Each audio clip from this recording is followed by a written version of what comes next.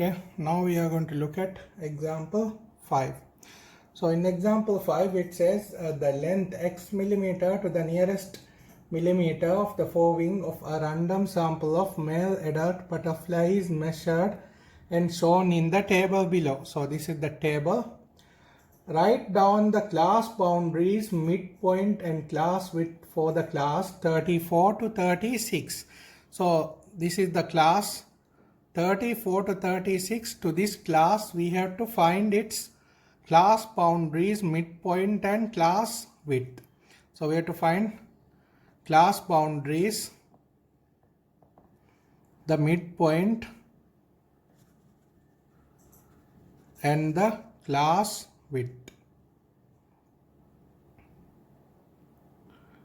Okay, so in the first place, why do we find class boundaries? Because you can see in this grouped frequency table, it is not continuous. You can see the second class ends with a 33. The third class starts with a 34. Why? If it happens like this, what it means is there is a break in the data, right? If you get a data for, let's say, 33.5, which class are you going to record it? You can't record it in any of these classes because this grouped frequency table is not continuous. So to make this continuous, we find class boundaries. So if I'm going to find the class boundaries for the range 34 to 36, this is how I do it. In this range, what is the lowest value? 34, right?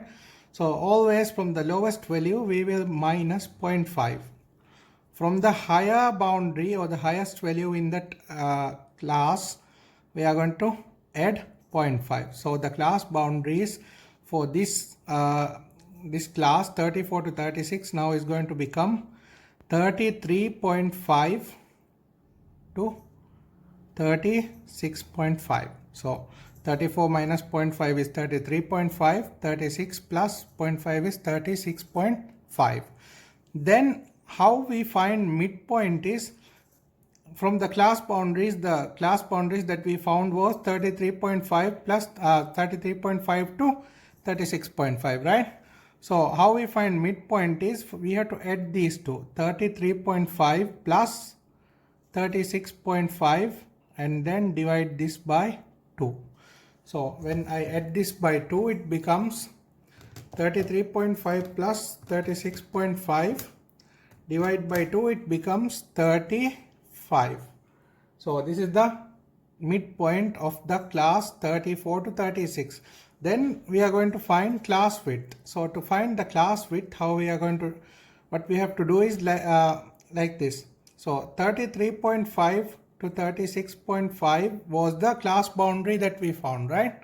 So to find class width, what we have to do is from this class boundaries, the highest one, take the highest one first. So in this case, 36.5 is the highest. So 36.5 from this minus the lower class boundary. The lowest is 33.5 here. So 36.5 minus 33.5, you are going to get a class width of 3. So this is how we calculate class boundaries, midpoint and class width. So in the first place, why do we calculate class boundaries? To make the group frequency table continuous.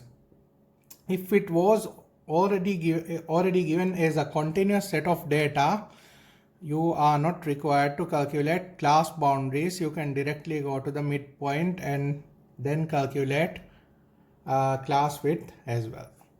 Clear?